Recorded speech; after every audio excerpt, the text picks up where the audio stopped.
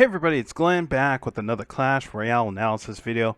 We're going to be breaking down Expo Master in the Grand Finals of CRL East playoffs. He was named the most valuable player, and he sealed the deal for Fav Gaming against Hire in the 1v1 set. Fav Gaming is already up 2-0. Expo Master trying to close it out.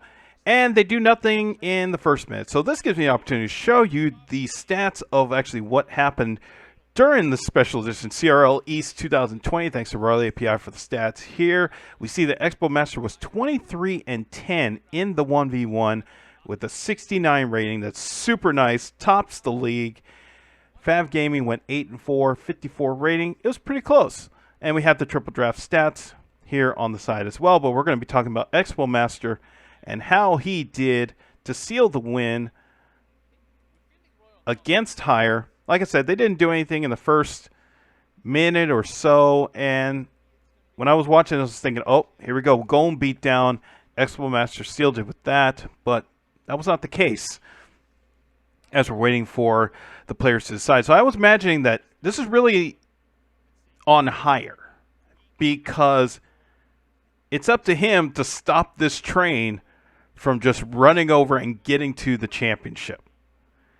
So really it could be Hire who dictates exactly what is going to be going on in the early moments. Or it could be Expo Master saying, okay, I'm just going to wait you out. You know, we're up 2-0. And, it's we're on the brink of winning a title. And I imagine that's probably what was going through both players' minds. Who's going to blink first, or who's going to make that decision to say, okay, I'm going to dictate the pace, I'm going to read you out, and I'm going to get this win. So as we get closer to double time, Hire starts it off just a little bit earlier, and Expo Master comes in with Bandit, and Bandit gets to the tower, 2 hits. I couldn't believe it. That tornado just was too late, and that's kind of the change that's happened with Tornado, where you just have to wait a little bit. And here comes Ram Rider, and this cage is now out of place because this cage had to be played over here to stop this Infernal Dragon. If you played the cage over here, you kind of have to dump resources to stop this Infernal Dragon, and this was a really smart play by Expo Master to say, hey, I'm gonna split the lanes and just see what happens after that. So he comes in with Ram Rider and a snowball, and the Ram Rider gets through. These 3 and a giant snowball couldn't stop it. So this cage is left alone and gets taken by the Infernal Dragon, which is fine. This Mega Knight comes in, graveyard. So this is on Hire. Can Hire get through this with this graveyard? Not really. Those goblins in the back were cleaning it up. This tornado comes in and sweeps everybody back a little bit, but not much damage was done. So let's look at that again. Because there was a lot happening with this tornado that I thought signaled what was to come. This Inferno Dragon comes in and takes care of this baby dragon. You have to have somebody at this point right here taking care of this baby dragon, because this Mega Knight is already facing this knight right here. As I've talked about in previous videos, you want to get everybody into a 1v1 situation. Right now it's a 2v1 until this Infernal Dragon comes in and handles this baby dragon. So Hire decides, okay, it's time to take care of this baby dragon. So we need to use Tornado to push it back. Because when you push it back, as we see right here, now this Infernal Dragon is not anywhere near the baby dragon or the knight. So the closest enemy is the skeletons up here. So now the Infernal Dragon's focus is on the skeletons. There's just one problem with that. Everybody got moved up, and the skeletons were already done by that time. So here comes the Infernal Dragon right here. The tornado pushes them back. So now here comes the skeletons, which were being cleaned up by the goblins. So the goblins were really kind of a small, I would say, a small part of this, but a very big part.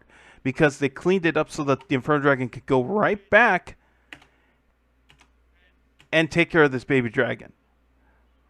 And because of this, I should say, not because of this tornado not only pushed everybody back, but this baby dragon and knight now moved up a block. If they had stayed back here, I think everything would have been fine. But they're pushing forward to attack this Mega Knight, because now this Mega Knight is out of range.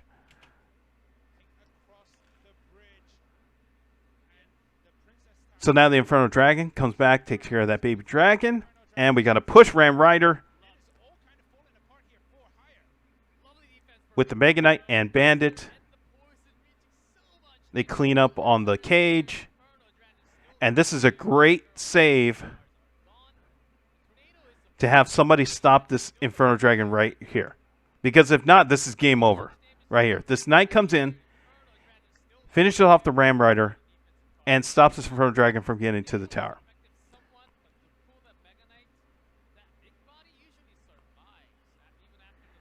So, round 2. Mega Knight in the back. This baby dragon may be naked, and it is, because there is the Inferno Dragon. Instead of Tornado, Higher went with Poison, which I thought was really interesting. And we're going to get to the Tornado in a moment here. The Snowball stops the Ice Wizard. It's a great play. The Ram Rider had no chance. And this push is gone. So here comes Bandit. It's going to take care of that Goblin. Ice Wiz gets a hit on the Ice Wiz. Again, this Inferno Dragon has to answer to this baby dragon, because you just don't want this baby dragon to be left alone. Another great play on the Tornado, pushes him back. Here comes the Mega Knight, goes back to the skeletons. This Inferno Dragon does not get taken out. Another Ram Rider fully healthy, with the fully healthy Mega Knight too, by the way. And we got traffic on the 405 freeway. Ram Rider doesn't know what to do and decides, no, the cage ain't good enough. I'm going to Princess Tower. Gets hit. And that really sealed it. Another Mega Knight at the bridge, because you do want to put pressure. This is really good by Expo Master. And that E-Wiz was really fantastic. So that's why Higher had to use the Tornado right there. But there was a problem with that, because that Tornado was good right there to stop that E-Wiz. But if you think about where the Tornado was in Higher's hand as it was being played, there was a possibility that it could have been played a little bit earlier. So let's rewind that.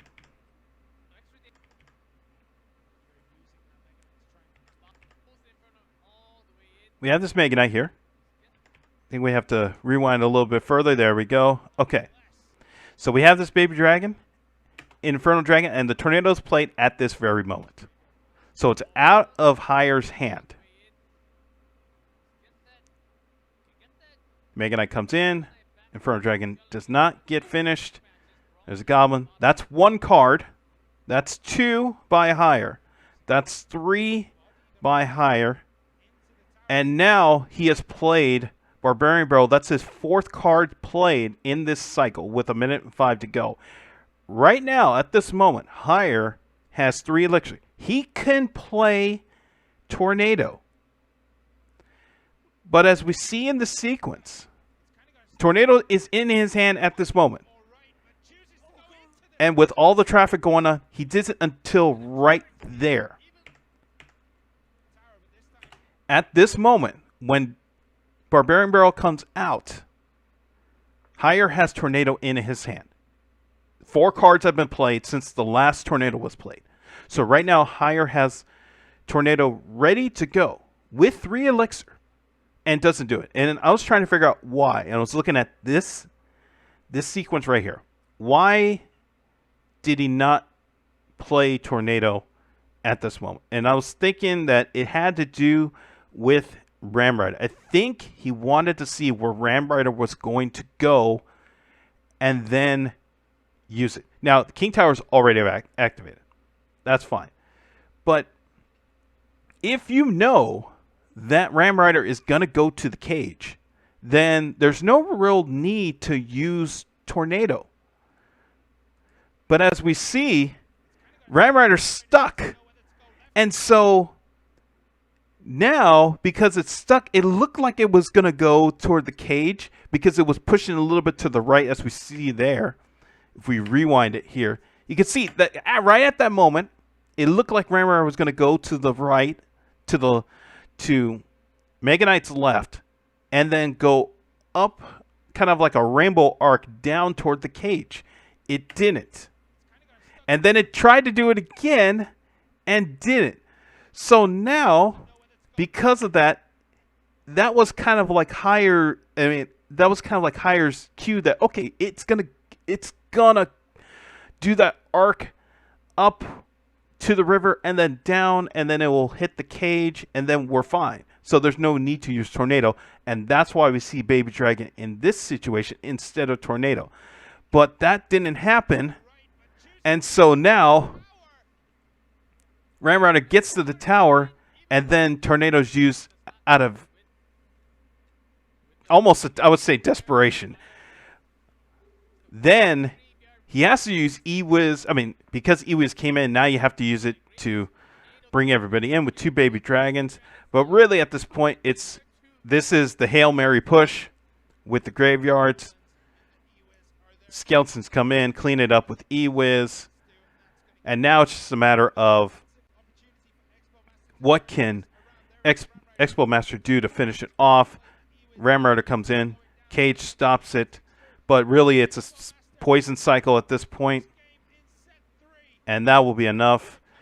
This was really, I mean, it was unfortunate by hire, but I mean, a lot of us would have been in that situation where, you know, we would have seen what that Ram Rider did and probably make that same play 99 out of 100 would have done that. Because why use a Tornado if you know that a sequence is going to happen? Turns out the sequence didn't happen, and then it led to the win by Expo Master. So, unbelievable finish. What an amazing game. We could see why Expo Master was named the MVP of this series. In the next video, we're going to break down game number 2, the one that finished it all and sealed the championship for Fav Gaming and for Expo Master. I'm going to end the video right here. Thanks for watching. Be sure to hit the like button wherever you're watching this. Be sure to hit the subscribe, and I'll see you in the next video.